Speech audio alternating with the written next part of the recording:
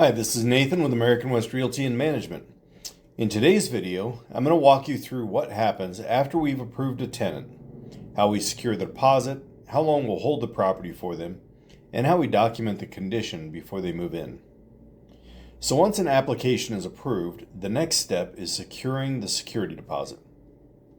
Typically, a deposit is equal to 1 month's rent, but it could be as high as 2 months' rent, and it must be paid within 24 hours after notification of approval. Until that deposit is received, the property is not reserved. We'll continue marketing the property and may continue processing other qualified applicants.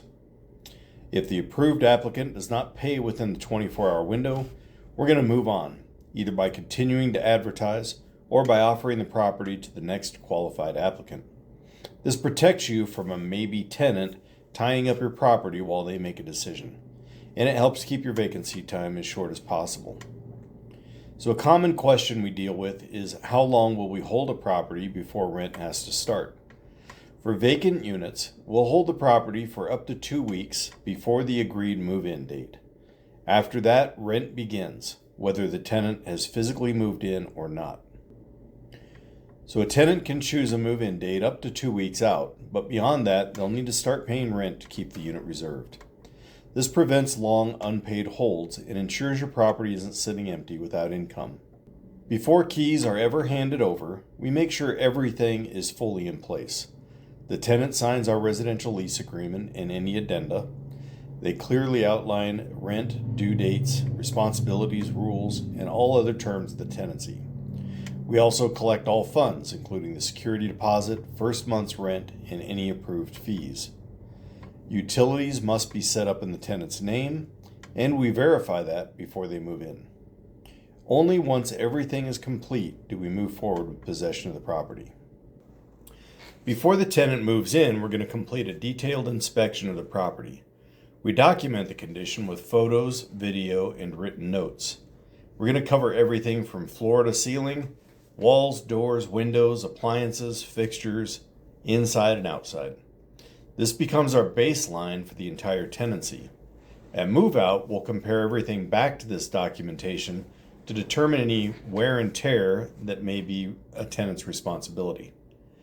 Now, it's important to set expectations, especially with older or rural properties. While we prepare each home to our standards, tenants should expect that there may be minor items that weren't caught during the initial preparation and may still need some attention after move-in. Those items can be reported through our maintenance system, and we'll address them accordingly. This process protects you from unnecessary costs, and it also protects the tenant from being held responsible for something that may have existed before they occupied.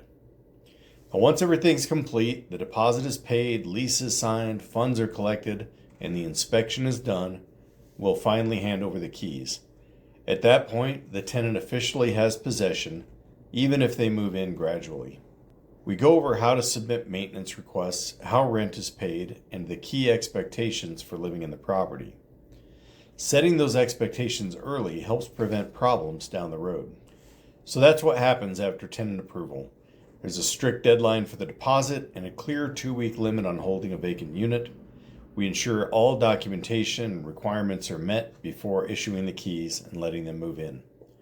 In the next video, we're going to cover rent collection and what happens if a tenant pays late, so you know exactly how to protect your cash flow once the lease is in place.